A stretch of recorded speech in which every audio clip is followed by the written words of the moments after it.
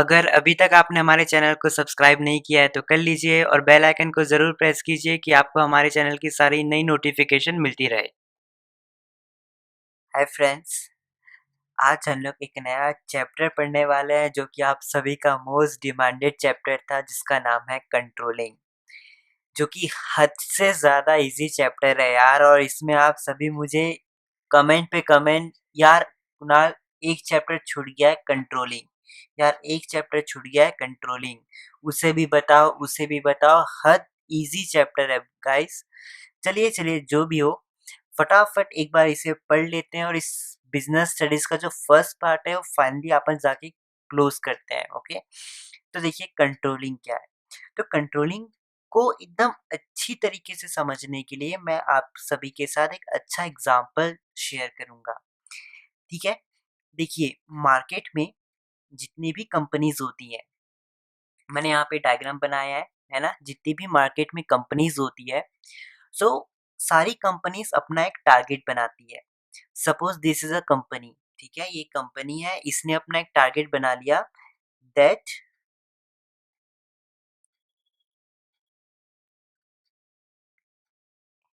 It will produce 100 units in coming year. मतलब ये जो कंपनी है इसने क्या किया, एक टारगेट बना दिया अपना कि ये एक साल के बाद, कमिंग ईयर जो आने वाला जो साल है उसमें 100 यूनिट प्रोड्यूस कर लेगी। ठीक है, 100 यूनिट्स प्रोड्यूस कर लेगी, ये इस कंपनी ने टारगेट बना लिया। ठीक, अब साल मतलब समय चालू होते गया, समय बीतता गया बीतता गया बीतता गया, खत्म होते गया होते गया होते गया होते गया, और जाके आखिर एक साल बीत गया। ठीक, अब यहाँ पे कंपनीज क्या करती है, मेजर करती है कि उन्होंने कितना प्रोड्यूस किया। ठीक, कंपनीज यहाँ पे जैसे साल खत्म हो जाता है तो यहाँ पे कंपनीज क्या करती है, मेजर करती है कि उन्होंने कितना प्रोड्यूस किया। अब वो कंपनीज कितना भी प्रोड्यूस कर सकती है, ठीक, ये हमें नहीं पता, लेकिन हमें इतना पता है कि कंपनी जो है उन्होंने क्या किया, 100 का टारगेट बनाया। वो चाहती थी कि वो एक साल, कमिंग आने वाले साल तक 100 यूनिट बना दे। अब वो जब आखिरी जैसे साल खत्म हो जाता है तो वो मेजर करती है कि उन्होंने कितना बनाया है, तो वो कितना भी बना सकती है। मे बी वो 120 बना दे, है ना, या मे बी अगर आप इसे केस 1 लेके चले और आप इसे केस 2 लेके चले तो मे बी कंपनीज ने 100 टारगेट बनाया है और मे बी वो कंपनीज ऐसा भी हो सकता है कि वो सिर्फ 80 बनाए, है ना, कुछ भी पॉसिबिलिटी हो सकती है, राइट। अब होता क्या है कि जितनी भी कंपनीज होती है मार्केट में, वो अपना जितना भी कोई भी टारगेट बनाती है ना, तो जब वो उसको मेजर कर लेती है, मतलब देख लेती है वो उसको निकाल के कि कितना हुआ, ठीक, और फिर उस कंपनीज क्या कहती है उसके बाद, वो अपने जितना टारगेट बनाया था और जितना आउटपुट आया है उसको कंपेयर करती है। अगर मान लो कि अगर यहाँ पे आप देखोगे फिगर्स को, इस केस 2 को छुपा दो, केस 1 को देखो कि कंपनी ने टारगेट बनाया 100 का, लेकिन कंपनी ने प्रोड्यूस कितना किया, 120। मतलब कहीं ना कहीं जो कंपनी है उसने 20 एक्स्ट्रा प्रोड्यूस किया। आप मेरी बात से जरूर एग्री होगी कि कहीं कहीं ना कहीं कंपनीज ने 20 जो है एक्स्ट्रा प्रोड्यूस किया। तो ये कोई भी कंपनी के लिए एक अच्छी बात होती है कि भाई जितना प्रोड्यूस करना चाहिए था उससे ज्यादा प्रोड्यूस कर दिया, अरे वाह, ये तो अच्छी ही बात है।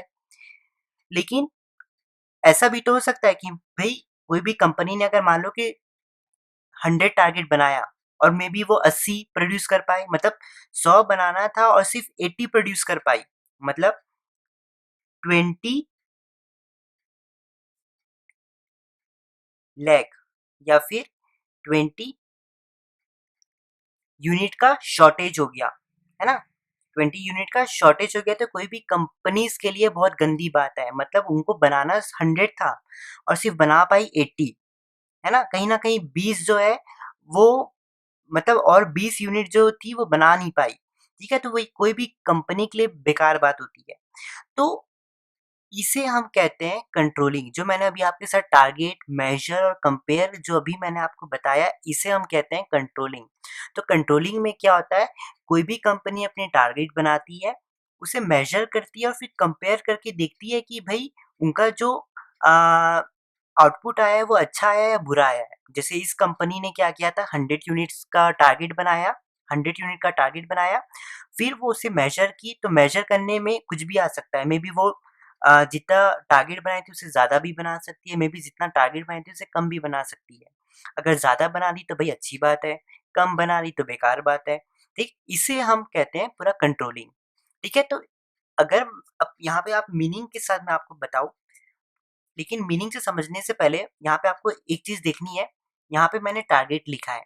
अब ये प्लान परफॉर्मेंस को टारगेट या प्लानिंग के नाम से भी कह सकते हो, ठीक है? जैसे मेरा जैसे आपका भी नाम मे बी असली नाम कुछ और हो और घर में अलग नाम, तो वैसे ही जो प्लान परफॉर्मेंस का जो अगला और एक नाम आप उसे प्लानिंग या टारगेट से भी बुला सकते हो। तो टारगेट को मैं प्लान परफॉर्मेंस भी लिख सकता हूँ, ठीक? प्लान परफॉर्मेंस भी लिख सकता हूँ। अब दूसरा है हमारे पास रिज़ल्ट, रिज़ल्ट को मैं एक्चुअल परफॉर्मेंस भी कह के पुकार सकता हूँ, एक्चुअल परफॉर्मेंस कह के भी बुला सकता हूँ, ठीक? अब यहाँ पे आप और एक चीज़ नोटिस करना, टारगेट को हमने प्लान परफॉर्मेंस कह के भी बुला सकते हैं, रिज़ल्ट को हम एक्चुअल परफॉर्मेंस या मेजर से के नाम से भी बुला सकते हैं। अब यहाँ पे जो 100-100 है, ये क्या है? जो कंपनी ने टारगेट बनाया, या इस टारगेट को मैं प्लान परफॉर्मेंस भी पीपी, प्लान परफॉर्मेंस भी कह सकता हूँ। और यहाँ पे हर जब कंपनी से अपना टारगेट बनाती है, तो वो जैसे उनका टारगेट का ड्यूरेशन खत्म हो जाता है, तो जैसे इस कंपनी का 1 साल का था, तो 1 साल जैसे ही खत्म हुआ तो कंपनी क्या करती है, निकालती है कि कितना यूनिट वो प्रोड्यूस कर पाई, ठीक? वो मेजर करती है, तो इस मेजर वाली चीज़ को हम रिज़ल्ट कह सकते हैं, या फिर एक्चुअल परफॉर्मेंस भी कह सकते हैं, एपी, ठीक? तो यहाँ पे हमेशा याद रखना, हर कंपनीज़ अपने टारगेट और रिज़ल्ट को आपस में क्या करती है, कंपेयर करती है, ठीक? और कंपेयर करने के बाद कंपनीज़ को पता चल जाता है कि वो अच्छा काम कर रही है कि बुरा काम कर रही है, ठीक है? तो इसे सारी चीज़ को हम कंट्रोलिंग कहते हैं। तो यहाँ पे आप देखोगे कंपैरिज़न मतलब कंपेयर करना, एक्चुअल परफॉर्मेंस मतलब इस एक्चुअल परफॉर्मेंस को कंपेयर करना प्लान्ड परफॉर्मेंस से, मतलब इस प्लान्ड परफॉर्मेंस से कंपेयर करना, इसे हम कंट्रोलिंग कहते हैं। होपफुली आपने इतनी चीज़ एकदम अच्छे से समझ ली होगी, ठीक? तो जो मैंने यहाँ पे मीनिंग में लिखा है, ये सारी चीज़ों को मैंने आपको एक्सप्लेन भी किया है। और एक बार बता दूँ, कंपैरिज़न का मतलब है कंपेयर करना। मैं यहाँ पे लिख भी दूँ, कंपैरिज़न मतलब ये 3rd नंबर यहाँ पे दिया है, एक्चुअल परफॉर्मेंस ये आपका ये रिज़ल्ट वाला, ठीक है? ये एक्चुअल परफॉर्मेंस, ये 2nd point, and this planned performance जिसे आप टारगेट के नाम से भी जानते हो, इसे हम 1 दे दें। तो ये 3 चीज़ मैंने यहाँ पे आपको एक्सप्लेन की है और इसी को हम कंट्रोलिंग कहते हैं। तो controlling is nothing but an comparison of actual performance with the planned performance, ठीक? हम एक्चुअल परफॉर्मेंस और प्लान्ड परफॉर्मेंस को आपस में कंपेयर करते हैं, ठीक? और कंपेयर करने के बाद हमें पता चल जाता है कि कंपनी का परफॉर्मेंस कैसा है, अच्छा है या बुरा है। अब यहाँ पे आपको और एक चीज़ जाननी है, देखो यहाँ पे पॉज़िटिव आ रहा है, ठीक? पॉज़िटिव मतलब अच्छी है, तो इसे हम कभी-कभी इस गुड को हम पॉज़िटिव डेरिवेटिव के नाम से भी या पॉज़िटिव डेविएशन के नाम से भी पुकार लेते हैं। पॉज़िटिव डेविएशन के नाम से भी पुकारा जा सकता है। अब यहाँ पे नेगेटिव है मतलब गंदा, ठीक? मतलब कंपनी का परफॉर्मेंस गंदा है, क्या है? Negative, negative deviation.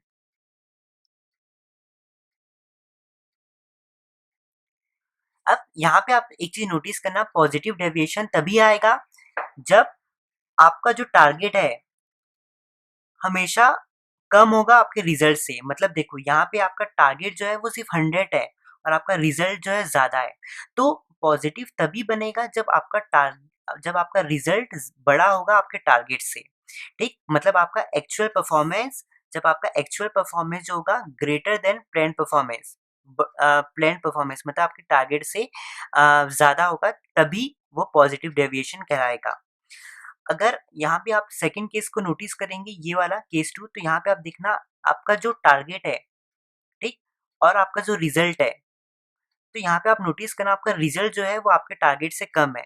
तो आपका जो आंसर है वो नेगेटिव आ रहा है, ठीक? तो नेगेटिव डेविएशन तभी होगा जब आपका एक्चुअल परफॉर्मेंस कम होगा आपके टारगेट से। सेम चीज़ यहाँ पे लिखी है, जब आपका एक्चुअल परफॉर्मेंस जो होगा वो कम होगा आपके प्लान परफॉर्मेंस से, ठीक? और सेम एग्जांपल यहाँ पे आपको दिया गया है। देखिए, जब 100 और 120 तो 20 यहाँ पे ज़्यादा आ रहा है, ठीक है? तो ये पॉजिटिव डेविएशन हो गया। यहाँ पे आपका देखेंगे एक चीज़, तो यहाँ पे आपका 100 और 80 जो है कम आ रहा है, इसलिए यहाँ पे नेगेटिव आ रहा है, इसलिए हमने इसे नेगेटिव डेविएशन कहा, ठीक? तो होपफुली आपने इस चीज़ को समझ ली होगी, ठीक है? कि कंट्रोलिंग क्या है और किस तरीके से काम करता है, ठीक? और भी कंट्रोलिंग में बहुत सारी चीज़ें हैं, लेकिन जो आपके मीनिंग के लिए जो चीज़ समझानी थी, बेसिक जो आपका क्लियर कंसेप्ट क्लियर करना था, वो मैंने आज आप सभी के साथ क्लियर कर लिया, ठीक? तो और एक बार बस फटाक से रिवाइज़ मार लेते हैं, कंट्रोलिंग क्या है? एक एक्चुअल परफॉर्मेंस या फिर प्लान्ड परफॉर्मेंस का कंपैरिज़न है। मतलब हम जब प्लान्ड परफॉर्मेंस को एक्चुअल परफॉर्मेंस के साथ जब कंपेयर करते हैं, उसे हम कंट्रोलिंग कहते हैं। एक्चुअल परफॉर्मेंस का मेजर या फाइनल रिजल्ट के नाम से भी बुला सकते हैं, और प्लान परफॉर्मेंस को हम प्लानिंग या टारगेट भी बोल सकते हैं। तो जब हम ये एक्चुअल परफॉर्मेंस और प्लान परफॉर्मेंस को कंपेयर करते हैं, तो इससे जब हम कंपेयर करते हैं तो इससे हमें एक अच्छा पॉजिटिव भी आंसर मिल सकता है, नेगेटिव आंसर भी मिल सकता है। अगर पॉजिटिव मिला तो अच्छी बात है, और जब अच्छी बात जब अच्छी बात होती है तो उसे हम पॉजिटिव डेविएशन कहते हैं, और कभी-कभी जो रिजल्ट होता है गंदा आ जाता है, नेगेटिव आ जाता है, बुरा होता है, तो इसलिए हम उसे नेगेटिव डेविएशन भी कह सकते हैं। और पॉजिटिव डेविएशन तभी होगा जब आपका एक्चुअल परफॉर्मेंस ज़्यादा होगा आपके टारगेट या फिर प्लान परफॉर्मेंस से, ठीक? और नेगेटिव तभी होगा जब आपका एक्चुअल परफॉर्मेंस कम होगा आपके टारगेट या फिर प्लान परफॉर्मेंस से। सेम चीज़ यहाँ भी मैंने लिख दी है, ठीक है? तो होपफुली आज की बेसिक चीज़ों को हम लोग ने समझ लिया, ठीक? अगली लेक्चर्स में हम लोग और भी डीप में जानेंगे इसकी इम्पोर्टेंस क्या है, और आपके प्रोसेस वोसेस भी जो है कंट्रोलिंग के उसके बारे में।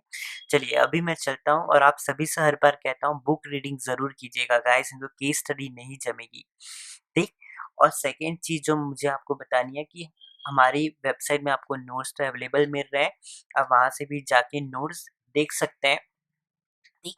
और थर्ड चीज़ मैं हमेशा कहता हूँ कि आपको प्लेलिस्ट के अंदर सारे चैप्टर्स मिल जाएँगे हमारे चैनल में। चाहिए प्लेलिस्ट में विज़िट कीजिए, प्लेलिस्ट में आप देखेंगे हमने सारे चैप्टर्स को सेपरेट-सेपरेट प्लेलिस्ट में डाल के रखा है, तो आप कोई भी प्लेलिस्ट में जाएँगे तो उस चैप्टर से सारे रिलेटेड वीडियोज़ आपको पार्ट वाइज़ मिल जाएगी। तो ये एक सबसे बड़ी ख़ासियत है हमारे चैनल की। और दूसरी है नोट्स की सबसे बड़ी ख़ासियत है, एक अच्छी इन्फोग्राफिक्स के साथ हम प्रोवाइड कर रहे हैं, ठीक? तो इसी के साथ बच्चों अभी के लिए हम चलते हैं, और आप सभी से मिलते हैं नेक्स्ट लेक्चर में।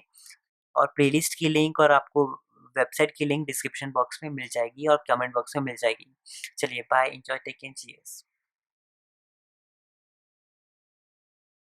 अगर अभी तक आपने हमारे चैनल को सब्सक्राइब नहीं किया है तो कर लीजिए, और बेल आइकन को ज़रूर प्रेस कीजिए कि आपको हमारे चैनल की सारी नई नोटिफ़िकेशन मिलती रहे।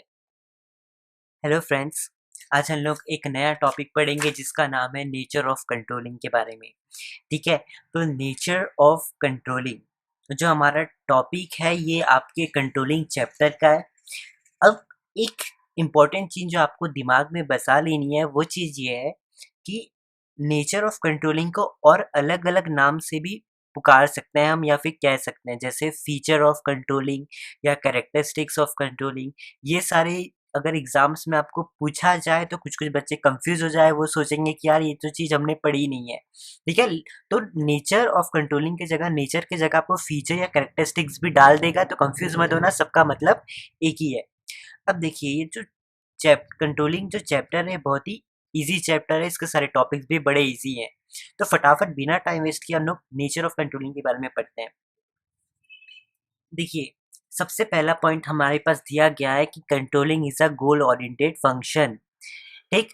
अब देखो, आपने चैप्टर 4 जो आपकी बिजनेस स्टडीज थी उसमें आपने एक चैप्टर पढ़ा था प्लानिंग का। ठीक है। तो उस प्लानिंग वाले चैप्टर में आपने ये पढ़ा था कि हमें बिजनेस के लिए किस तरीके से प्लान करना चाहिए। मतलब इस चैप्टर में आप हर बिजनेस ये डिसाइड करता है कि हमें प्लानिंग, मतलब वो ये डिसाइड करता है कि उनका ऑब्जेक्टिव क्या है। ठीक है। इस चैप्टर में बेसिकली हर बिजनेस ये जानता है कि उसका ऑब्जेक्टिव क्या है। लेकिन जो कंट्रोलिंग जो चैप्टर है, जो कि आपका चैप्टर 8 है। ठीक है। इस वाले चैप्टर में आप ये डिसाइड करते हो या ये देखते हो कि जो चैप्टर 4 में जो आपने अपने बिजनेस के लिए प्लान किया था, क्या वो आपने पूरा कर पाए हो या नहीं कर पाए हो? उस प्लान को आपने पूरा कर दिखाया है या नहीं कर दिखाया है? ठीक है? इसलिए controlling is a goal oriented function. ठीक है?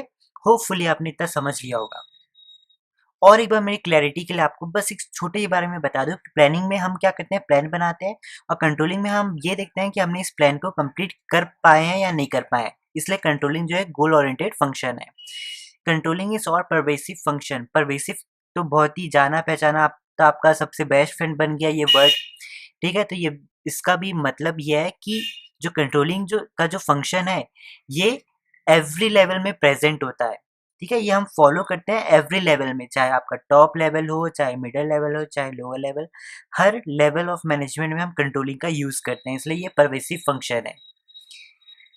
अब थर्ड से पहले हम फोर्थ पढ़ते हैं। Controlling is a continuous function.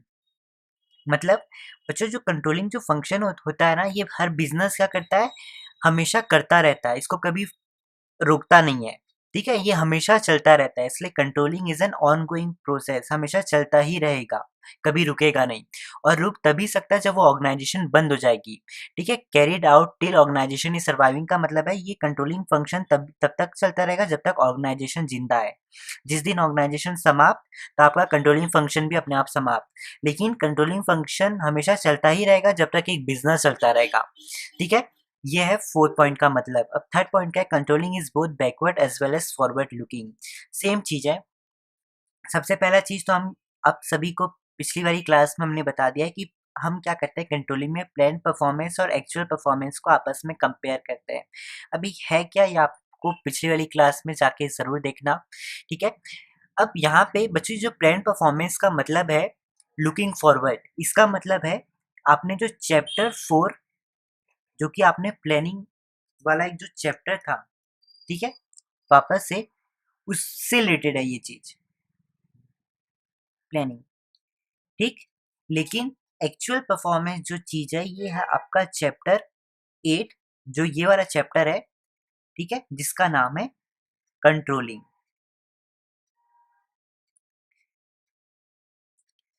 तो देखो, चैप्टर 4 प्लानिंग, उसमें हम क्या करते थे, लुकिंग फॉरवर्ड करते थे। मतलब हम आगे का सोच के एक प्लान बनाते थे।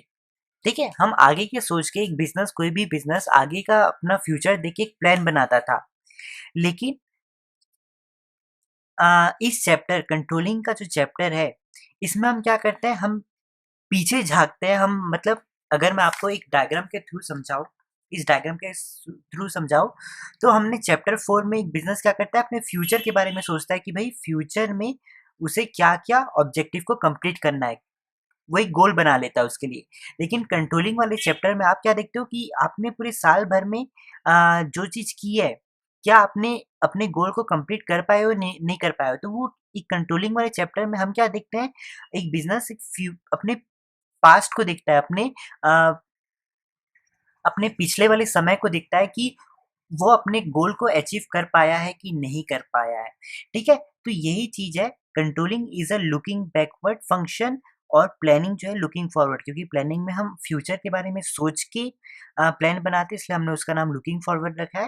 लेकिन कंट्रोलिंग में हम ये चेक करते हैं, पीछे झाँकते हैं और ये देखते हैं कि हमने जितनी भी काम किया है, क्या वो हमारे प्लान के अकॉर्डिंग हुआ है या नहीं हुआ है, इसलिए कंट्रोलिंग को हम लुकिंग बैकवर्ड भी कहते हैं। इसलिए यहाँ पे मैंने लिखा है कि controlling is both backward as well as forward looking. ठीक है। होपफुली आज आपने इतना चीज समझ लिया होगा। ठीक है, अगली लेक्चर्स में हम एक कैरेक्टरिस्टिक्स ऑफ कंट्रोलिंग के बारे में पढ़ेंगे। और एक बात, जो मुझे आपके साथ शेयर करने, आपको नोट्स जो है हमारी वेबसाइट में मिल जाएंगे और वहाँ जाके हमारे नोट्स को पढ़ सकते हैं। ठीक है, चलिए bye, enjoy, take and cheers. अगर अभी तक आपने हमारे चैनल को सब्सक्राइब नहीं किया है तो कर लीजिए और बेल आइकन को ज़रूर प्रेस कीजिए कि आपको हमारे चैनल की सारी नई नोटिफिकेशन मिलती रहे। हेलो एवरीवन, आज हम लोग कंट्रोलिंग के इम्पोर्टेंस के बारे में जानेंगे कि कंट्रोलिंग फंक्शन जो है बिजनेस स्टडीज़ का, उसका इम्पोर्टेंस क्या है, एक बिजनेस के लिए क्यों इम्पोर्टेंट है कंट्रोलिंग। सबसे पहला पॉइंट है हेल्प्स इन अचीविंग ऑर्गेनाइजेशनल गोल। देखो, आप सभी को पता है कि अगर मैं आपको बताऊं कि हर बिजनेस क्या करता है, प्लानिंग करता है। ठीक है, तो चैप्टर 4 जो था उसमें आपने क्या किया था, प्लानिंग किया था कि आपके बिजनेस का गोल क्या होगा। ठीक, तो आपने ये चैप्टर 4 में पढ़ के रखा है। लेकिन जो चैप्टर हमारा 8 है, इसका नाम है कंट्रोलिंग। इसका नाम क्या है, कंट्रोलिंग। तो चैप्टर 4 में आपने गोल सेट किया कि हमें क्या करना है। एक बिजनेस क्या करता है, अब हर प्लानिंग वाले फंक्शन में हमेशा एक गोल सेट करता है। लेकिन वो कंट्रोलिंग, हर बिजनेस कंट्रोलिंग वाले चैप्टर में क्या करता है, वो चेक करता है कि आपने गोल को कंप्लीट किया है या नहीं कर पाए हो। ठीक है, अपने गोल को कंप्लीट कर पाए हो या नहीं कर पाए हो, ये कंट्रोलिंग वाले फंक्शन काम करता है। तो फर्स्ट पॉइंट ये लिखा है, ensures activity going as per plan. मतलब यही चेक करता है कि आपने पूरे साल भर जितनी भी एक्टिविटीज़ की अपने गोल को अचीव करने के लिए, क्या आपने वो सारी एक्टिविटी को प्रॉपरली किया है कि नहीं किया है। ठीक है, तब जाके आपका गोल जो होगा अचीव होगा। तो कंट्रोलिंग बस इसी चीज़ को चेक करता है कि आपने जितनी भी एक्टिविटीज़ की है, ये आपने प्लान के अकॉर्डिंग की है कि नहीं की है। ठीक है, इसलिए यहाँ पे मैंने लिखा है ensures activity going as per plan. अब if deviation is there then bring activities on path of planning. इसका मतलब ये है कि देखो, ज़रूरी नहीं है कि हर बिजनेस में जो प्लान किया है उसको पूरा प्लान उसका सक्सेसफुल हो। मे बी ऐसा हो सकता है कि अब एक बिजनेस ने मे बी प्लान किया है कि 20% से उसका प्रॉफिट को बढ़ाना है, लेकिन क्या पता वो सिर्फ 19% ही प्रॉफिट बढ़ा पाया, 1% नहीं बढ़ा पाया। तो कंट्रोलिंग वाले चैप्टर में हम देखते हैं कि ऐसा क्या रीज़न था, ऐसा क्या कारण था जिसके कारण आपने 20% गोल को प्रॉपरली अचीव नहीं कर पाया। ठीक, तो अगर कंट्रोलिंग चैप्टर में हम यही देखते हैं कि आपने क्यों नहीं कर पाया। फिर उसके बाद हम जैसे ही हमें पता चल जाता है कि हमने किस कारण से नहीं कर पाया, तो हम क्या करते हैं, उस कारण को मेजर करते हैं और उस कारण को हटाने की कोशिश करते हैं कि हम सारे प्लान को अच्छी तरीके से वापस से कंप्लीट कर पाए। मतलब जो हमारा 20 का टारगेट था, हम उसे 20% ही कर पाए। हम एक्चुअली देखते हैं यहाँ पे कि क्या दिक्कत आई और उस दिक्कत को हम सुधारते हैं और उस सुधारने के बाद हम अपने प्लान के अकॉर्डिंग जो प्रॉफिट है उसको वापस से 20% में ला देते हैं। ठीक है, तो इस तरीके से काम करता है। यही सेम चीज़ लिखिए, अगर इफ़ डेविएशन इज़ देयर, अगर वहाँ पे अगर कोई भी दिक्कत है आई है, तो आप क्या करो, उस चीज़ को सॉल्व करो और अपने गोल को प्लानिंग के अकॉर्डिंग ला दो। यही चीज़ यहाँ पे कही गई है। जजिंग एक्यूरेसी ऑफ स्टैंडर्ड्स, इसका मतलब ये है कि आपको अपने टारगेट को एक्यूरेट बनाना है। ठीक है, आपको अपने टारगेट को एक्यूरेट बनाना है। इसका मतलब ये है कि आपको अपने टारगेट को इस तरीके से बनाना है कि आप उसे अचीव कर पाओ। ठीक है, आपको अपना टारगेट इस तरीके से बनाना है कि आप उसे अचीव कर पाओ। इसको हम कहते हैं कि अपने टारगेट को एक्यूरेट बनाना। मतलब सपोज कीजिए कि जैसे गूगल है, ठीक, गूगल है। अब गूगल एक क्या है, सर्च इंजन है, बहुत बड़ा और फ्लरिश सर्च इंजन है। अब आपने भी अपना एक ABC सर्च इंजन बना दिया मार्केट में, और जैसे आपने इसे मार्केट में लॉन्च किया, आपने सबको बोल दिया कि 3 दिन के बाद मैं गूगल को टक्कर दे दूंगा। ठीक है, तो अब ये चीज़ तो पॉसिबल नहीं है यार, इतनी बड़ी कंपनी है और आप 3 दिन में उसे टक्कर दे दो, ये तो पॉसिबल ही नहीं है। ठीक है, मैं ये नहीं कह रहा हूँ कि नहीं दे सकता, ऑफ कोर्स दे सकता है, लेकिन 3 दिन में दे पाएगा? नहीं दे पाएगा, नॉट पॉसिबल। तो इसी तरह यही जो पॉइंट है जजिंग एक्यूरेसी ऑफ स्टैंडर्ड्स, ये पॉइंट यही कहता है कि आपको जो भी टारगेट बनाना है वो आप एक्यूरेट बनाइए, मतलब इस तरीके से बनाइए कि आप उसे पूरा कर पाओ। ऐसा नहीं कि यार बस आप फेंके पड़े हो, ठीक है, एकदम फेंके जा रहे हो कि अरे मैं ये कर दूंगा वो कर दूंगा, लेकिन आपको अपने टारगेट को इस तरीके से बनाना है कि आप भले ही बोल तो रहे हो लेकिन आपको उस चीज़ को अचीव भी करना है, ठीक है। इसे हम कहते हैं judging accuracy of standards. Third point है हमारे पास making efficient use of resources. देखो कंट्रोलिंग वाला जो फंक्शन है ना, इसमें हम क्या करते हैं, एक्टिविटीज़ को भी मॉनिटर करते हैं, ठीक है। हम सारी देखते हैं कि जो भी हमने प्लान बनाया है वो उसके अकॉर्डिंग हमारा सारा एक्टिविटी हो रहा है या नहीं हो रहा है, इसलिए हम सारी एक्टिविटीज़ को क्या करते हैं, कंट्रोलिंग वाले फंक्शन में मॉनिटर करते हैं। इससे क्या हो जाता है, हम अपने रिसोर्सेज को वेस्ट, अगर हमारा रिसोर्सेज वेस्ट हो रहा होगा तो हम क्या कर देते हैं, उससे रोक देते हैं, बेसिकली हमारे रिसोर्सेज को वेस्ट होने नहीं देते हैं, और हमारा जो रिसोर्सेज है वो अच्छी तरीके से यूटिलाइज होता है।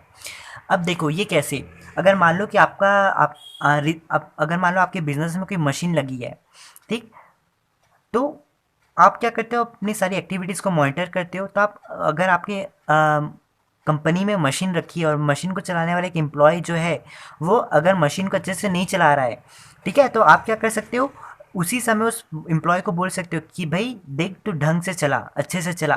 तो इससे क्या हो जाएगा, आपका जो एम्प्लॉय है वो एकदम सतर्क हो जाएगा, ठीक है, तो वो क्या करेगा, मशीन को अच्छे से चलाएगा, तो इससे क्या हो जाएगा, मशीन ख़राब नहीं होगी, तो आपकी रिसोर्सेज जो है अपने आप वेस्ट होने से बच गई। अब वो क्या है, उस रिसोर्सेज को अच्छे से यूटिलाइज भी करेगा। अगर मान लो कि बेचारा आपका जो एम्प्लॉय है, ठीक है, अब वो मशीन नहीं चला रहा है, अब वो मशीन को चलाते चलाते ही क्या कर रहा है, जैसे मशीन को रोक दिया और अपनी गर्लफ्रेंड को कॉल लगा के बात कर रहा है।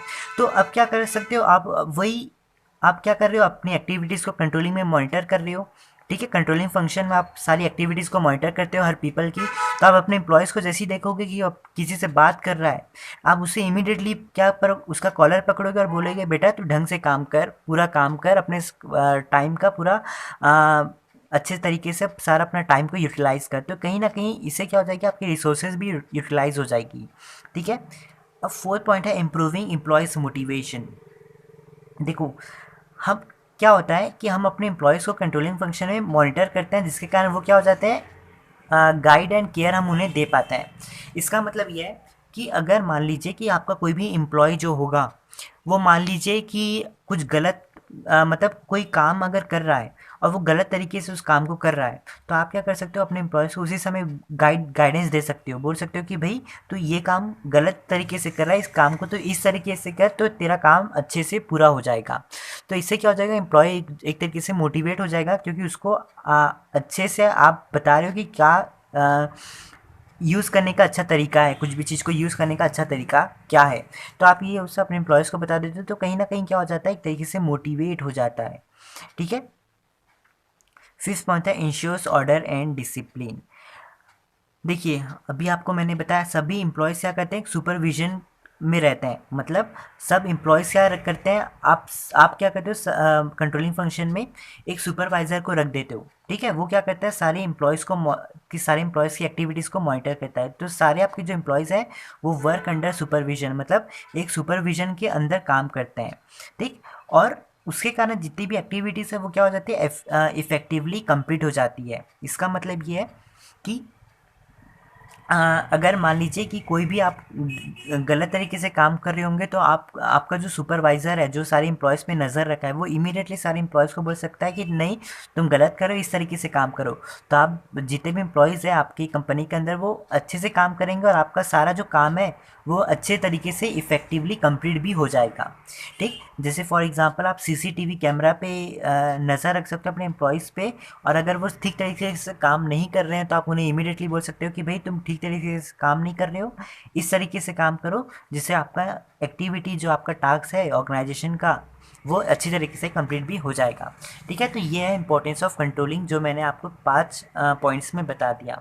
होपफुली आपने इसे समझ लिया होगा, और मैं हमेशा कहता हूँ आपको सारी नोट्स जो होंगे हमारी वेबसाइट में अवेलेबल मिलेंगे, आप वहाँ से जाके उसे देख सकते हैं, उसकी लिंक मैं आपको डिस्क्रिप्शन बॉक्स में डाल दूँगा। चलिए bye, enjoy, take care, cheers. अगर अभी तक आपने हमारे चैनल को सब्सक्राइब नहीं किया है तो कर लीजिए और बेल आइकन को ज़रूर प्रेस कीजिए कि आपको हमारे चैनल की सारी नई नोटिफिकेशन मिलती रहे।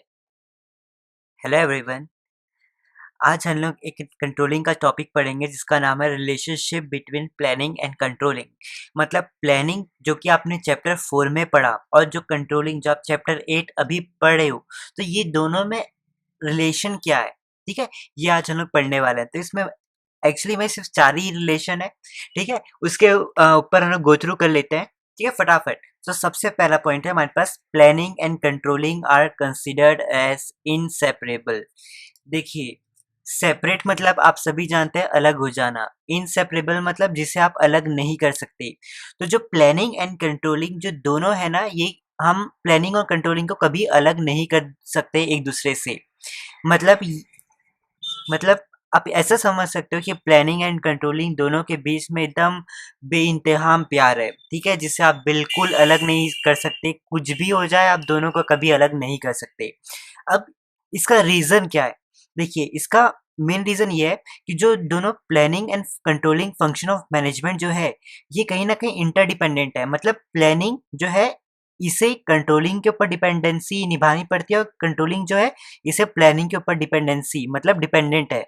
प्लानिंग कंट्रोलिंग के ऊपर डिपेंडेंट, कंट्रोलिंग जो है प्लानिंग के ऊपर डिपेंड है। अब ऐसा क्यों? देखो, प्लानिंग में आप क्या करते हो, गोल बनाते हो, ठीक?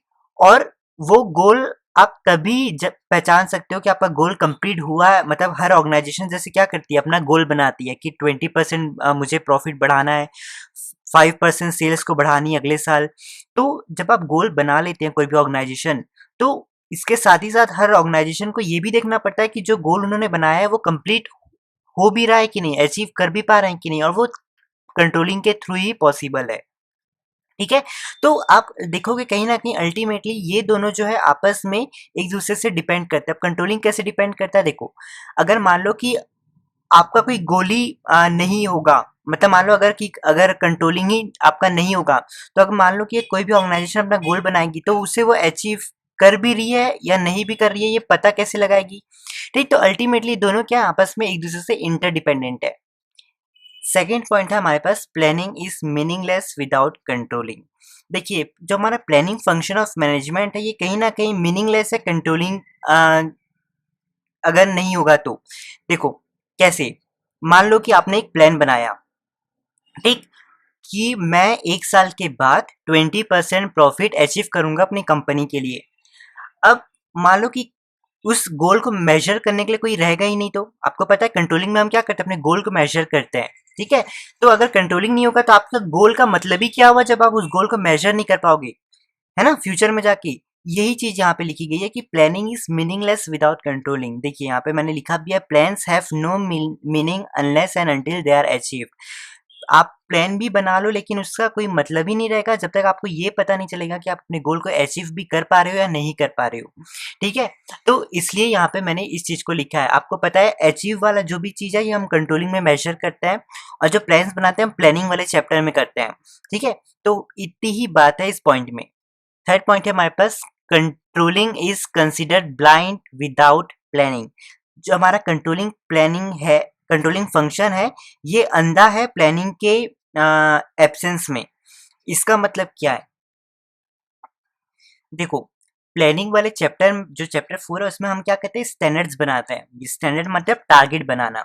हम ऐसा टारगेट बना देता है कि भाई अगले साल हम 20% अपना सेल को इंक्रीज करेंगे, ठीक है? तो अब हर ऑर्गेनाइजेशन को, पूरे ऑर्गेनाइजेशन को पता चल गया कि भाई हमारी कंपनी का, ऑर्गेनाइजेशन का जो गोल है 1 साल के बाद, वो ये है कि हमें 20% अपनी सेल को बढ़ाना है, इंक्रीज करना है, ठीक? ये सभी को पता चल गया। तो इसे हम 20% इंक्रीज करना है सेल को, इसे हम क्या कहते हैं, स्टैंडर्ड कहते हैं।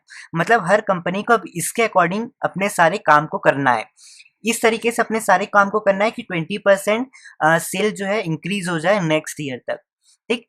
अब जैसी मान लो कि प्लान बनाया, अब 1 साल बीत गया। अब 1 साल बीतने के बाद हम कंट्रोलिंग की ही हेल्प लेंगे कि भाई कंट्रोलिंग की हेल्प से हम ये देखेंगे कि जो हमने स्टैंडर्ड, जो हमने गोल बनाया था 20% सेल का इंक्रीज होने का, क्या ये हम लोग ने अचीव कर पाया, मतलब पूरा कर पाया कि नहीं कर पाया, ठीक है? इसलिए कहीं ना कहीं जो controlling is considered blind without controlling, मतलब विदाउट प्लानिंग। लेकिन अब यहाँ पे आप देखना एक चीज, अगर मान लो यहाँ पे लिखा है कि कंट्रोलिंग इज कंसिडर्ड ब्लाइंड, मतलब कंट्रोलिंग अंधा है अगर प्लानिंग नहीं है तो। अब मान लो कि प्लानिंग का फंक्शन हमने छुपा दिया, अब तो भाई कंट्रोलिंग में आपको तो पता ही कैसे चलेगा कि आपका गोल क्या है ना? तो कहीं ना कहीं प्लानिंग है तभी आप उसको उस गोल को मेजर कर पा रहे हो, अचीव कर पा रहे हो, नहीं कर पा रहे हो, आप कंट्रोलिंग की हेल्प से पता लगा पा रहे हो। ठीक है, इसलिए इस पॉइंट का मतलब होपफुली आपने समझ लिया होगा। तो आप देखोगे कहीं न कहीं ये सारी जितने भी पॉइंट्स हैं, ये आपस में क्या कर रहे हैं, एक-दूसरे से इंटरलिंक कर रहे हैं, ठीक है? टॉपिक ही ऐसा है कि आपस में हर पॉइंट एक-दूसरे से रिलेट करता है, ठीक है?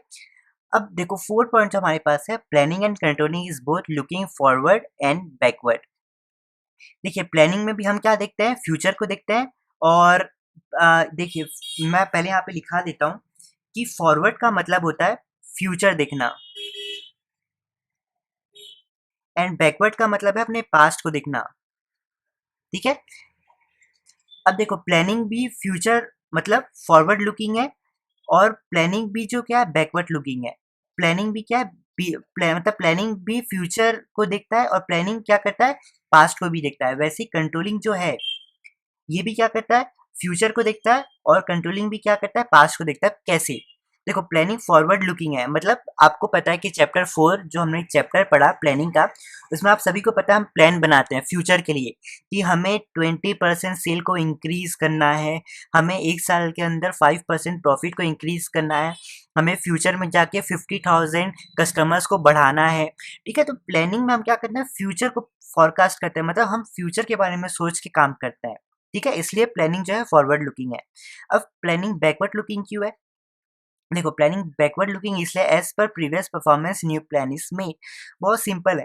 देखो मान लो कि आज पिछले साल मैंने एक प्लान बनाया, उस प्लान में मैंने ये किया कि मेरी ऑर्गेनाइजेशन 20% प्रॉफिट बढ़ा लेगी 1 साल के बाद।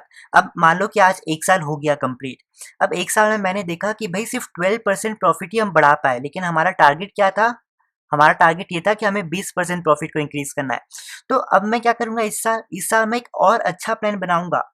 इस तरीके से प्लान बनाऊँगा कि मैं फ्यूचर से मतलब जो अपने मैंने पहले पास्ट में अपना जो प्लान बनाया था उससे और अच्छा प्लान बनाऊँगा, कि इसमें इस तरीके से बनाऊँगा कि अगले साल जो 20% प्रॉफिट है वो पक्का ही पक्का हो जाए। ठीक है? तो इसलिए कहीं न कहीं मैं क्या कर रहा हूँ यहाँ पे, प्लानिंग नया प्लान बनाने के लिए भी अपने पिछले वाले जो मैंने प्लान बनाया है उसको भी मैं चेक कर रहा हूँ। ठीक है? इसलिए मैं पास्ट को अपने देख रहा हूँ। तो कहीं न कहीं जो प्लानिंग है ये इसलिए भी बैकवर्ड लुकिंग है। तो होपफुली प्लानिंग आप समझ रहे हो, प्लानिंग क्या है, फॉरवर्ड लुकिंग भी है as well as backward looking भी है। सेम चीज़ है कंट्रोलिंग के ऊपर। देखो कंट्रोलिंग में क्या है, फॉरवर्ड लुकिंग। कंट्रोलिंग कैसे फॉरवर्ड लुकिंग है? देखो better plans made by past mistakes. देखो आपको सभी को पता है हम क्या करते हैं, यहाँ पे प्लान बनाया, हम फिर एक पॉइंट के बाद जाके चेक करते हैं कि हमने ये प्लान को अचीव कर पाया कि नहीं कर पाया। ठीक, तो प्लान हम क्या करते हैं, प्लानिंग वाले जो कि आपका चैप्टर आई गेस 4 है, और जो प्लान अचीव करने वाला जो चैप्टर जो कि कंट्रोलिंग है, इस चैप्टर जो कि चैप्टर 8 है। तो हम क्या करते हैं, देखो कंट्रोलिंग वाले इसमें हम फॉरवर्ड लुकिंग कैसे करते हैं, देखो better plans made by past mistake. हम देखो मान लो कि हमने यहाँ पे प्लान बनाया, हमने कोई भी मान लो प्लान बनाया, अब ये प्लान हम बनाते बनाते 1 साल का बनाया और 1 साल खत्म हो गया, और इस 1 साल में हमें पता चला कि हमने इस जो प्लान बनाया इसको हम अचीव नहीं कर पाए, तो हम क्या करेंगे, एक और अच्छा सा नया प्लान बनाएंगे कंट्रोलिंग को देख के, क्योंकि कंट्रोलिंग की हेल्प से हमें पता चल गया कि हमने जो प्लान बना दिया हमारा पूरा पूरा अचीव नहीं हो पाया है। तो हम क्या करेंगे, कंट्रोलिंग की हेल्प से एक नया प्लान बनाएंगे। ठीक है, फ्यूचर के लिए एक और एक नया प्लान बनाएंगे जो कि इस प्लान से अच्छा हो। ठीक है, इसलिए यहाँ पे मैंने लिखा है कि better plans made by past mistake. इस कारण से जो कंट्रोलिंग है वो हमारा फॉरवर्ड लुकिंग है। अब कंट्रोलिंग बैकवर्ड लुकिंग कैसे, देखो कंपेयर पास्ट परफॉर्मेंस। हम क्या करते हैं, हम ये जो हमने प्लान बनाया, ठीक, और कंट्रोलिंग में हम क्या करते हैं, अपने पूरे पास्ट परफॉर्मेंस में चेक करते हैं कि भाई हम अपने प्लान के अकॉर्डिंग जा रहे हैं कि नहीं, जा रहे हैं कि नहीं, कुछ गलती तो नहीं हो रही है। तो कहीं ना कहीं हम कंट्रोलिंग में अपने पास्ट को भी देखते रहते हैं कि भाई हमने जो प्लान बनाया है इस अकॉर्डिंग से हम काम कर रहे हैं कि नहीं। तो कहीं ना कहीं कंपेयर पास्ट परफॉर्मेंस, हम क्या करते हैं, कंट्रोलिंग में पास्ट परफॉर्मेंस को भी चेक करते हैं। इसलिए कहीं न कहीं जो हमारा कंट्रोलिंग है ये बैकवर्ड लुकिंग भी है। तो होपफुली ये जो 4 पॉइंट आपने पढ़ा, तो इसमें हमने यही जाना कि प्लानिंग और कंट्रोलिंग में रिलेशन क्या है, आपस में एक-दूसरे के साथ रिलेशन क्या है। ठीक है? तो इस 4 पॉइंट्स में आपको मैंने सारी बातें बता दी। होपफुली आप सारी चीज़ों को समझ रहे होंगे। ठीक है, अब हम मिलते हैं गाइस एक नेक्स्ट लेक्चर में, जिसमें हम लोग कंट्रोलिंग के प्रोसेस के बारे में जानेंगे। उसके बाद ये चैप्टर जो होगा खत्म हो जाएगा। ठीक है, और मैं आपसे हमेशा कहता हूँ कि आपको सारी चैप्टर की सेपरेट प्लेलिस्ट में हर सारे चैप्टर आपको वीडियोस मिलते जाएंगे फ्री ऑफ कॉस्ट में। हमारे चैनल में जाइए, वहाँ पे आपको प्लेलिस्ट मिलेगा। प्लेलिस्ट में आप देखेंगे तो आपको सारे चैप्टर वहाँ पे मिल जाएंगे। ठीक है, चलिए चलता हूँ। और एक चीज़ बच्चों की, एक बार बुक रीडिंग आप ज़रूर कर लेना।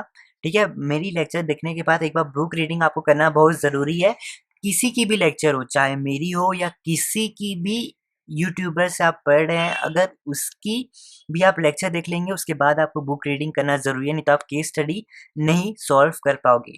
ठीक है, इसी के साथ बच्चों हम चलते हैं और आप सभी से मिलते हैं नेक्स्ट क्लास में। चलिए bye, enjoy, take care, cheers.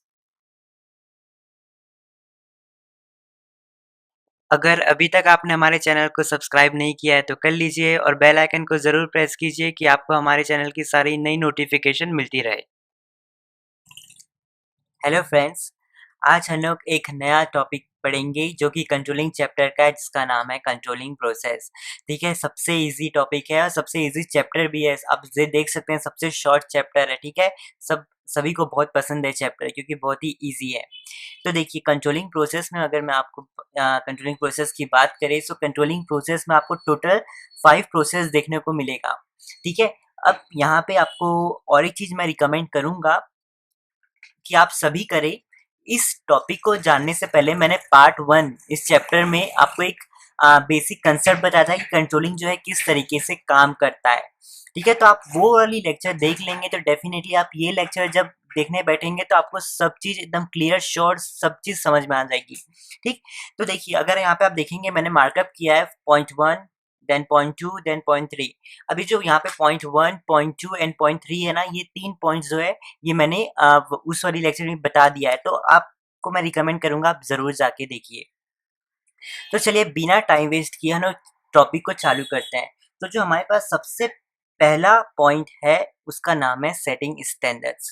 तो सबसे पहले जानते हैं कि स्टैंडर्ड्स का मतलब क्या होता है। देखो, स्टैंडर्ड्स का मतलब ये होता है कि आपको एक बेंचमार्क बनाना है जिसके बेसिस पे आप क्या करोगे, कुछ भी चीज़ को कंपेयर करते हो। मतलब लमसम अगर मैं आपको इस वर्ड का सिंपल सा भाषा में एक मतलब बताऊँ तो इसका मतलब है टारगेट बनाना, ऑब्जेक्टिव बनाना। ठीक है, इसे हम क्या कहते हैं, स्टैंडर्ड्स कहते हैं। तो देखिए, हर ऑर्गेनाइजेशन क्या करती है, अपना एक टारगेट बनाती है। तो मैं आप सभी ने चैप्टर 4 जो प्लानिंग वाला पढ़ के रखा है हमारे साथ, तो आप सभी जानते हैं कि हर ऑर्गेनाइजेशन प्लानिंग चैप्टर में क्या करती है, प्लान बनाती है, अपना एक ऑब्जेक्टिव बनाती है, अपना एक गोल बनाती है कि कौन काम करेगा, किस तरीके से काम होगा, कितने समय तक काम होगा, ये सारी चीज़ें आपने पढ़ के रखा है। ठीक, तो ये टारगेट जो होता है, सबसे पहली चीज़ ये आपको ये याद रखनी है कि चैप्टर 4 प्लानिंग वाले चैप्टर में हम क्या करते हैं, टारगेट को बनाते हैं। अब देखिए, कंपनीज जब भी टारगेट बनाती है ना तो फ्लेक्सिबल इन नेचर होना चाहिए। मतलब देखो, अ, मतलब अगर मान लीजिए कि आपने टारगेट बनाया कि 20% टारगेट को अचीव करना है, तो ये टारगेट इस तरीके का होना चाहिए कि आप इसे चेंज भी कर सकते हो। मतलब अगर आपको लगेगा नहीं यार 20% मैंने ज़्यादा बोल दिया, एक काम करते हैं 18% कर देते हैं। ठीक है, और नहीं तो अगर आपको लगता है कि 20% कम हो रहा है तो आप उसको बढ़ा के 25% भी रख सकते हैं। मतलब जो भी आपका टारगेट होना चाहिए ना, फ्लेक्सिबल होना चाहिए। फ्लेक्सिबल मतलब आप उसे इजीली चेंज कर सकते हो, चेंज एज पर नीड। आप अपनी नीड के हिसाब से, अपनी डिमांड के हिसाब से आप उसे क्या कर सकते हैं, चेंज कर सकते हैं। अब जो इसी का ही थर्ड पॉइंट है, सेट इन प्रिसाइज क्वांटिटेटिव टर्म्स। हमें क्या करना चाहिए, इसे क्वांटिटेटिव टर्म्स में क्या करना चाहिए, रिप्रेजेंट करना चाहिए। सपोज कीजिए लाइक मैं कहूँ तो 20%, ठीक है, 50% ऑफ, इस तरीके से। मतलब ना आपको एक क्वांटिटेटिव कुछ नंबर्स की टर्म्स में क्या करना चाहिए, उसे रिप्रेजेंट करना चाहिए। तो ये ज़्यादा इफेक्टिव होता है हर ऑर्गेनाइजेशन के लिए टारगेट को सेट करना। तो सबसे पहला प्रोसेस हम लोग ने पढ़ लिया। अब बात करते हैं हम लोग सेकेंड प्रोसेस की, जिसका नाम है मेजरिंग एक्चुअल परफॉर्मेंस। अब यहाँ पे हम क्या करते हैं, हमने जो टारगेट बनाया, अब हर ऑर्गेनाइजेशन क्या करती है, देखती है आखिरी में कि वो जो उन्होंने टारगेट बनाया वो क्या उन्होंने पा लिया कि नहीं पाया। मतलब वो क्या कहते हैं, ऑब्जर्वेशन ऑफ रिजल्ट। मतलब वो रिजल्ट्स को, एक तो फाइनल आउटपुट को क्या करती है, ऑब्जर्व करती है कि उन्होंने जो टारगेट बनाया, क्या उन्होंने वो टारगेट को अचीव कर पाया कि नहीं कर पाया। ठीक है, ये सारी चीज़ को क्या करती है, ऑर्गेनाइजेशन मेजर करती है। इसी के अंदर और एक पॉइंट है चेकिंग द मेथड यूज्ड। अब अब देखिए ऑर्गेनाइजेशंस क्या करती है, ये भी चेक करती है कि जो उन्होंने मेथड यूज किया है उससे कितना उन्होंने टारगेट को अचीव किया, कितने कम समय में किया, कितने ज्यादा समय में किया। तो वो सारी मेथड्स को भी क्या करती है ऑर्गेनाइजेशन मेजर करती है। तो ये 2 पॉइंट्स का मतलब है कि हम क्या करते हैं यहाँ पे जो उन्होंने टारगेट बनाया हम उसको चेक करते हैं प्रॉपरली कि हम लोग ने कितना टारगेट को पूरा किया और कितना नहीं किया। ठीक है, यही है इसका सिंपल सा मीनिंग। अब थर्ड पॉइंट है compare actual performance with the plan performance. हाँ, देखिए अब क्या करते हैं, देखो हम जो टारगेट बनाए हम लोग ने, जो सबसे पहले टारगेट बनाया ऑर्गेनाइजेशन ने, अब उसमें ऑर्गेनाइजेशन क्या करती है, देखती है कि मान लो कि अगर मान लीजिए कि टारगेट आपने बनाया कि 20% सेल्स को बढ़ाना है। ठीक, अब आपने जैसी है तो 1 साल बीत गया, फिर आपने देखा कि आपने सिर्फ 15% क्या किया, अपनी सेल को बढ़ा पाए। लेकिन आपने टारगेट कितना बढ़ाया था, 20% का बनाया था कि 20% से मैं अपनी सेल्स को इंक्रीज करूंगा, बट एक्चुअल में परफॉर्मेंस कितना आया, 15% का। ठीक, अब कंपेयर का मतलब क्या होता है, आप ये दोनों चीज को ना कंपेयर करते हो, आप देखते हो कि दोनों में कितना गैप है। ठीक है, दोनों में कितना डिफरेंस है। तो आप देखो 20 - 15 करेंगे तो इसका कितना आएगा, 5% आएगा। ठीक है, तो कंपेयरिंग का मतलब होता है कि आपने जो टारगेट बनाया है और जो आपका एक्चुअल रिजल्ट है उसमें कितने का अंतर है। तो उस अंतर को हम क्या कहते हैं, comparing actual performance with the planned performance. ठीक, अब देखिए ये जो गैप है ना, ये गैप, इस गैप को हम डेविएशन कहते हैं। इसे क्या कहते हैं, हम डेविएशन कहते हैं। ठीक है, अब ये डेविएशन का यहाँ पे मैंने सिंपल सा फॉर्मूला भी लिखा है। स्टैंडर्ड्स मतलब जो आपने टारगेट बनाया, ठीक है, उसमें से आप माइनस कर दीजिए आपका एक्चुअल परफॉर्मेंस, ये वाला टारगेट एक्चुअल परफॉर्मेंस। जैसे यहाँ पे हम लोग ने टारगेट कितना बनाया था, 20 बनाया था, उसमें से आप क्या कर दीजिए, माइनस कर दीजिए एक्चुअल परफॉर्मेंस कितना आया, 15% का आया। तो फिर दोनों के बीच में डिफरेंस क्या है, गैप कितना आया, 5% का। तो इसे हम कहते हैं डेविएशन। ठीक है, अब आप सभी को पता है डेविएशन 2 टाइप का होता है, positive deviation and negative deviation. ठीक है, वो आपने हमने पहली पार्ट में समझा दिया, आप उसमें इजीली जाके उसे समझ लीजिएगा। ठीक है, चलिए अब हम पढ़ते हैं 4 पॉइंट जो जिसका नाम है एनालाइजिंग डेविएशन। अब तो आपने समझ लिया डेविएशन क्या, डेविएशन मतलब गैप, डिफरेंस। तो देखिए इसमें हम क्या करते हैं, हम इस गैप को एनालाइज करते हैं कि भाई ये इतना गैप जो डिफरेंस आया ये क्यों आया, किस तरीके के कारण आया। ठीक है, ये हमारा फोर्थ रहता है, मतलब फोर्थ प्रोसेस में कंट्रोलिंग का हम ये करते हैं। तो हम इसे 2 तरीकों से एनालाइज कर सकते हैं, क्रिटिकल पॉइंट कंट्रोल और सेकंड है मैनेजमेंट बाय एक्सेप्शन। तो देखिए क्रिटिकल पॉइंट कंट्रोल में हम क्या करते हैं, हम हर मैनेजमेंट क्या करता है, एकदम फोकस सिर्फ इम्पोर्टेंट चीज़ों पे ही लगाता है, मतलब अपना दिमाग सिर्फ इम्पोर्टेंट की एरियाज पे ही लगाता है। जैसे फॉर एग्जांपल अगर मैं आपको एग्जांपल्स के थ्रू बताऊं तो आपको इसलिए समझ में आएगा। अब देखिए रिलायंस कंपनी आप सभी जानते हैं, रिलायंस ग्रुप ऑफ इंडस्ट्रीज। अब देखिए रिलायंस की इंडस्ट्री में कुछ मशीन्स होगी। ठीक, सपोज करना है मशीन है 15 लाख की।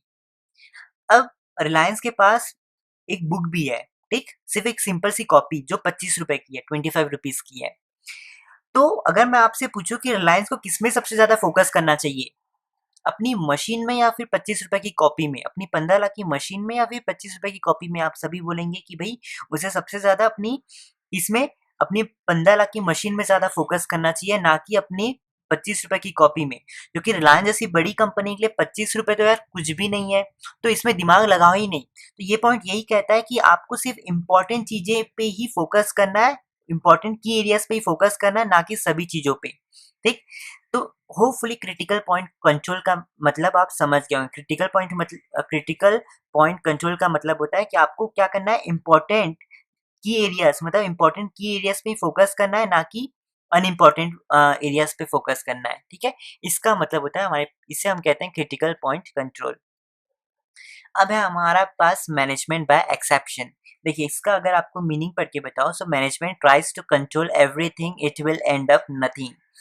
इसका सिंपल अगर मैं आपको हिंदी में मतलब बताऊं तो ये पॉइंट ये कह रहा है कि अगर आपने हर जगह पे हाथ रख लिया, आपने हर जगह हर चीज को करना चालू कर दिया, तो आप कुछ भी चीज नहीं कर पाओगे और उसका रिजल्ट आपको बेकार ही मिलेगा। जैसे फॉर एग्जाम्पल अगर मैं इसमें भी आपको एग्जाम्पल से समझाऊं तो सपोज करना कि अगर आप कॉमर्स के हैं, ठीक है, आपको कॉमर्स बहुत पसंद है, आपने कॉमर्स लिया, आपने सोचा कि यार मैं तो कॉमर्स पढ़ के ही अच्छा निकालूंगा। अब हमारी गवर्नमेंट क्या है, अब हमारी गवर्नमेंट ने एक नया ऑर्डर लाया, उसने कहेगा कि भाई जो कॉमर्स वाले हैं उनको पीसीएम भी पढ़ना पड़ेगा, उनको बायो भी पढ़ना पड़ेगा। तो देखो यहाँ पे क्या हो जाएगा, अब देखो मान लो कि आपको कॉमर्स बहुत पसंद है, अब आपको क्या करना पड़ेगा, आपके पास 24 आवर्स है, ठीक, 24 आवर्स है। अब 24 आवर्स में आपको कॉमर्स भी पढ़ना है, पीसीएम भी पढ़ना है, एंड ऑफ कोर्स आपको बायो भी पढ़ना है, ठीक। तो इसमें क्या आ जाएगी, आपको बहुत दिक्कत होगी, ठीक है। आपको कॉमर्स जिस समय आप पढ़ने बैठेंगे आपको मजा आएगा, ठीक, लेकिन अब क्या होगा, आपको काम भी बाँटना पड़ेगा, अब आपको पीसीएम भी पढ़ना है, वैसे ही आपको काम बाँटना पड़ेगा बायो के लिए भी। तो अल्टीमेटली इससे क्या हो जाएगा, आपकी परफ़ॉर्मेंस बेकार हो जाएगी। मतलब देखो, अगर मान लीजिए कि आप 24 आवर्स में से आप सिर्फ़ सब ग पूरे टाइम को आपने पढ़ाई के लिए हर सब्जेक्ट में बाँट लिया, मतलब हर फ़ील्ड में आपने बाँट लिया, ठीक? देखिए कैसे, देखिए सपोज़ करना कि अगर आपने कॉमर्स आप पढ़ना आपको बहुत पसंद है, लेकिन अब क्या कर हो रहा है, 24 आवर्स में सब आप सिर्फ़ आपको पीसीएम में भी निकालना पड़ा अपना समय और बायो में भी। तो इसमें कहीं न कहीं आप क्या करोगे, कॉमर्स में भी कम ध्यान देने लगोगे, क्योंकि आपको जानबूझ के पीसीएम भी पढ़ना है, बायो भी पढ़ना है, तो इससे अल्टीमेटली आपको जिसमें इंटरेस्ट है उसकी भी अ, जो रिज़ल्ट है उसमें भी बेकार आएगा। तो यही चीज़ आपको यहाँ पे मैनेजमेंट बाय एक्सेप्शन यही कहता है कि आप हर चीज़ों पे फ़ोकस मत कीजिए, हर हर चीज़ को कंट्रोल करने के हर चीज़ को कंट्रोल मत कीजिए, नहीं तो आप कहीं के नहीं बचोगे, ठीक है? यही चीज़ यहाँ पे लिखा गया है, management tries to control everything, it will end up nothing, ठीक है? तो होपफुली आपने एग्ज़ाम्पल्स के थ्रू ईज़िली समझ लिया होगा। ये तो चीज़ मैंने सिर्फ़ बस आपको एग्ज़ाम्पल के लिए समझाया है, अपने एग्ज़ाम्स में मत लिख के आना, ठीक है? तो चलिए होपफुली आपने 4th प्रोसेस का मतलब समझ लिया। अब हमारे पास 5th पॉइंट है टेकिंग करेक्टिव एक्शंस। अब देखिए जो आपका 5th पॉइंट है टेकिंग करेक्टिव एक्शन, ये पॉइंट आप बहुत सिंपल है, ये पॉइंट ये कहता है कि जो भी डेविएशन आए हैं, जो भी डिफरेंस आया है, इस डिफरेंस को खत्म कर दो, ठीक है? इसका नाम है टेकिंग करेक्टिव एक्शन, मतलब जो भी डेविएशन है उसे आपको एलिमिनेट कर देना चाहिए, यानी खत्म कर देना चाहिए, ठीक है? और bringing plan in the path of planning, और जो आपने टारगेट बनाया आपको उसके अकॉर्डिंग काम करना चाहिए। देखिए, ठीक है, ये है होता है टेकिंग करेक्टिव एक्शन का मतलब। अब देखिए यहाँ पे आपको मैं अगर फर्स्ट पार्ट जो आपने कंट्रोलिंग का पढ़ा था, अगर मैं उसके हिसाब से आपको लेके चलूँ, तो आप देखिएगा कि सेटिंग स्टैंडर्ड्स का मतलब है ये, ठीक है? फर्स्ट पॉइंट मैंने बना के रखा है पहले से, ठीक? जिसमें आप टारगेट बनाते हो और फिर कंपनीज़ क्या करती है, आखिरी में जाके इस टारगेट को मेज़र करती है कि उन्होंने कितना परफ़ॉर्म किया, ठीक है? तो वो ये यहाँ पे क्या करती है, रिज़ल्ट निकालती है कि एक्चुअल रिज़ल्ट कितना आया। थर्ड पॉइंट में क्या होता है, हम क्या करते हैं, कंपेयर करते हैं किसको, अपने टारगेट को और अपने मेजर को, मतलब हम क्या करते हैं, मेजर जो हमने एक्चुअल रिजल्ट निकाला उसको हम टारगेट से क्या करते हैं, माइनस करते हैं। मतलब देखिए आप हम आपका हमारा सपोज करना कि ये कंपनी ने बनाया है 100 टारगेट प्रोड्यूस करना है, 100 यूनिट को प्रोड्यूस करना है, लेकिन एट एंड हमें पता चला कि हमने 120 यूनिट्स को प्रोड्यूस कर लिया, ठीक। तो आप ये दोनों का डिफरेंस निकालेंगे तो आपको आपको देखने मिलेगा कि +20 आपको रिजल्ट आया। इसे हम क्या कहते हैं, पॉजिटिव डेविएशन कहते हैं। अब अगर मान लीजिए कंपनी ने 100 बनाया तो में रिजल्ट आया 80, ठीक है? तो इसमें क्या किया आप देखना, -20 आ गया, मतलब ये नेगेटिव डेविएशन हो गया, ठीक है? ये आपने बेसिकली पढ़ के रखा है, ठीक है? हमने 120 को अच्छा क्यों बोला, क्योंकि देखिए आपने टारगेट 100 का बनाया और आपके वर्कर्स ने बना दिया 120, अच्छी बात है भई। लेकिन अगर आपने टारगेट बनाया 100 का और आपके वर्कर्स सिर्फ आपको 80 यूनिट्स प्रोड्यूस करके दे रहे हैं, तो ये बेकार है, इसलिए हमने इसका नाम नेगेटिव डेविएशन दे दिया, ठीक है? देखिए, लेकिन यहाँ पे आपको एक चीज़ देखनी है कि हमेशा जो पॉज़िटिव डेविएशन होता है, ये हर बार अच्छा नहीं होता। मेबी ऐसा भी तो हो सकता है, आपने चैप्टर 1 में वो एक इफ़ेक्टिव और एफ़िशिएंट वाला एक कांसेप्ट पढ़ा होगा। वहाँ पे एक चीज़ आपको बताई गई थी हमने कि कभी-कभी कुछ-कुछ कंपनीज़ क्या करती हैं, जो कंपनी ने उन्हें टारगेट दिया रहता है, तो वर्कर्स क्या करते हैं, उस टारगेट को बनाने के लिए कभी-कभी अच्छे से काम नहीं करते। ठीक, मतलब अच्छे से क्वालिटी प्रोडक्ट नहीं बनाते और फटाफट प्रोडक्ट बना के अपनी कंपनी को दे देते हैं कि भाई हमने इतना प्रोडक्ट बना दिया। तो वो क्वालिटी क्या कर देते हैं, क्वालिटी को कॉम्प्रोमाइज़ करके वो आपका टारगेट को अचीव कर देता है, वो भी चीज़ बेकार है। तो कुछ-कुछ हर चीज़ में ये अच्छा नहीं होता, ठीक है?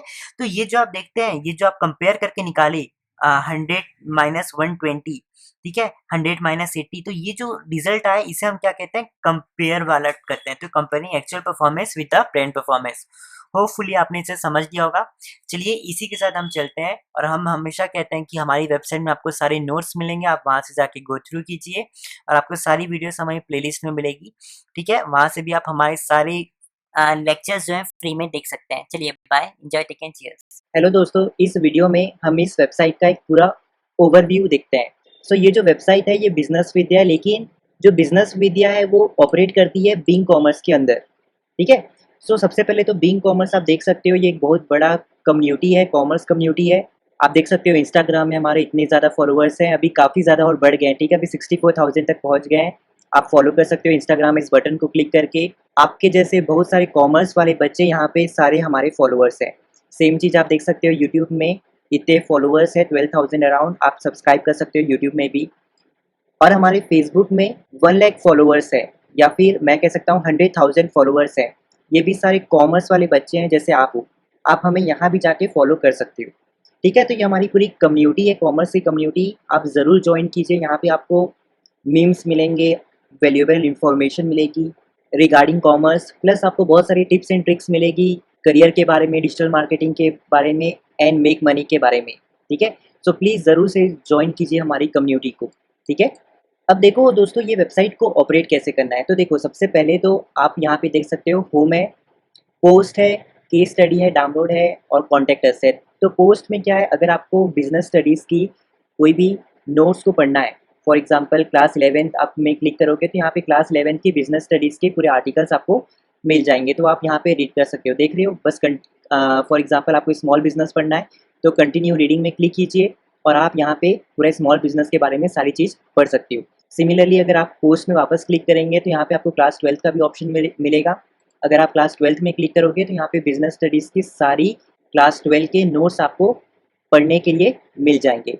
अब हम बात करते हैं केस स्टडीज़ की। दोस्तों, केस स्टडी में क्या है, यहाँ पे हमने आपको लिंक प्रोवाइड करके दिया है, ठीक है, सिर्फ क्लास 12 के लिए हमने प्रोवाइड करके दिया है। तो यहाँ पे आप देख सकते हो, अगर आप यहाँ पे कोई भी चैप्टर में क्लिक करोगे, ठीक है, फॉर एग्जांपल मैंने बिजनेस एनवायरनमेंट में क्लिक किया तो यहाँ पे आपको बिजनेस एनवायरनमेंट का एक पूरा पीडीएफ मिलेगा, देख सकते हो कुछ इस तरीके से। तो यहाँ पे बहुत सारे हमने केस स्टडीज़ प्रोवाइड करके दिए हैं, जिसके सॉल्यूशन भी आपको यहाँ पे मिल जाएंगे। आप इसे सिंपली यहाँ पे क्लिक करके आप ऐसे डाउनलोड कर सकते हो, और इसका प्रिंट आउट निकाल के आप पढ़ सकते हो, ठीक है। तो यहाँ पे आप कहीं भी क्लिक करोगे, फॉर एग्जांपल कंट्रोलिंग में, तो कंट्रोलिंग का केस स्टडी खुल जाएगा, आप सबको डाउनलोड करके प्रिंट आउट करके आप पढ़ सकते हो, ठीक है। तो ये हो गया दोस्तों केस स्टडी के बारे में।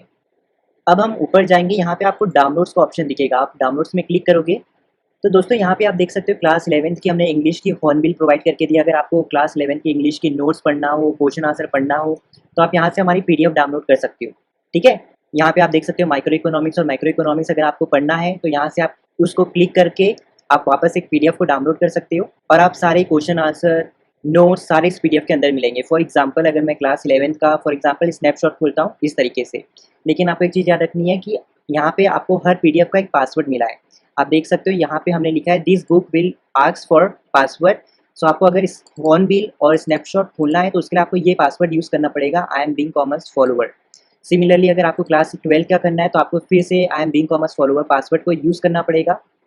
अगर आपको माइक्रो इकोनॉमिक्स खोलना है या माइक्रो इकोनॉमिक्स खोलना है तो आपको ये पासवर्ड यूज़ करना पड़ेगा, आई लव बिंग कॉमर्स, ठीक है।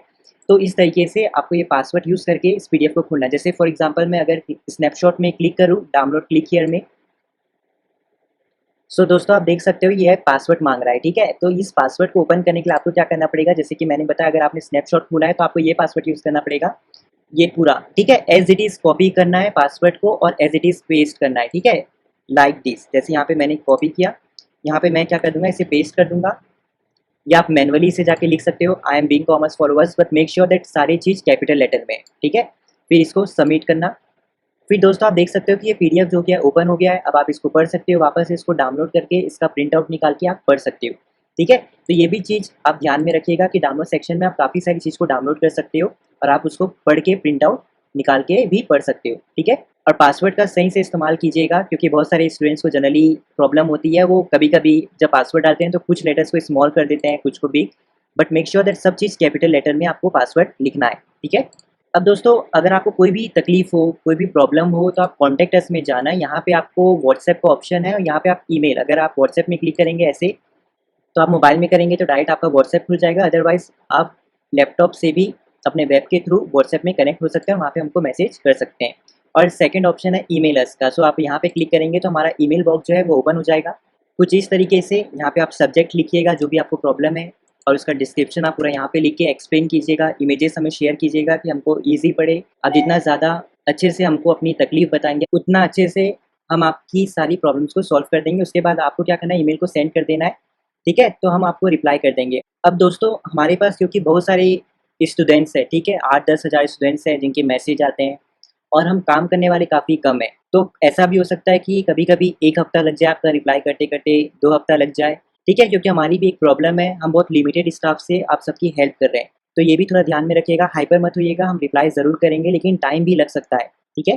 तो ये जो चीज़ थी मेरे को आपको बतानी थी, अगर आप अगेन होम में क्लिक करोगे तो आप अगेन होम के यहाँ पे आप पहुँच जाओगे, ठीक है? तो ये जो चीज़ थी मैंने सारी आपको बता दी। आप डायरेक्ट यहाँ क्लास 11th में भी क्लिक करेंगे या क्लास 12th में, फॉर एग्ज़ाम्पल आपने क्लास 12th में क्लिक किया, तो यहाँ से भी आप सब चीज़ देख सकते हो। अगर आपको केस स्टडी में जाना है तो आप डायरेक्ट क्लिक करोगे, केस स्टडी में पहुँच जाओगे, यही वाले लिंक में वापस से डाउनलोड कर सकते हो। नोट्स चाहिए तो क्लिक यहाँ नोट्स में क्लिक करोगे, आपको वापस क्लास 12 के नोट्स मिल जाएँगे। आपको यहाँ पे इंग्लिश का बुक मिल जाएँगे, फ्लेमिंगो विस्टा। इसको आप क्लिक करोगे और पासवर्ड करोगे तो पूरा पीडीएफ आप डाउनलोड कर सकते हो, जहाँ पे हमने आपको नोट्स भी प्रोवाइड किया है, क्वेश्चन आंसर भी प्रोवाइड किया है इंग्लिश के। सेम आपको माइक्रो इकोनॉमिक्स में भी वही चीज़ मिलेगी।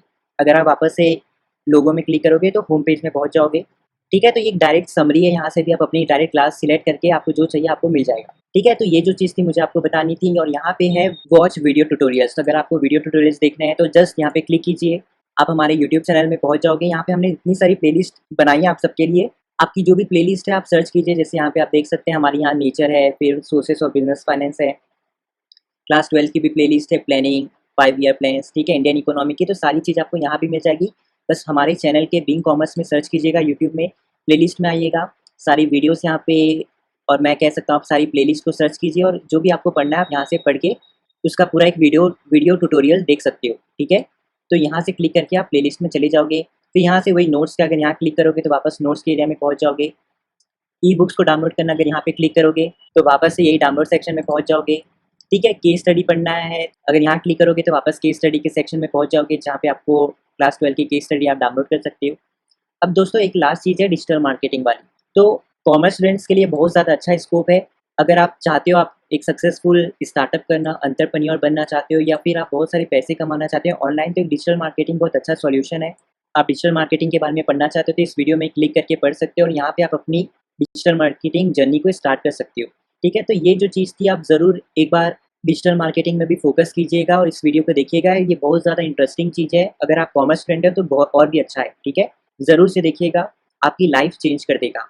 तो दोस्तों ये जो चीज़ थी मुझे आपको बतानी थी। अब अगर कभी आपको वापस से हमारी इस वेबसाइट में विज़िट करना है तो आपको बस सिंपली क्या सर्च करना है, बिज़नेस विद्या आपको सर्च करना है गूगल में और बस आपको एंटर कर देना है। तो आप इस वेबसाइट में वापस पहुँच जाओगे। आप देख सकते हो ये जो वेबसाइट है, आपको यहाँ क्लिक करना है। आप अगेन हमारी इस वेबसाइट में आ जाओगे। तो ये जो चीज़ थी फ्रेंड्स मुझे आपको बतानी थी। होप आप समझ गए होंगे सारी चीज़ें।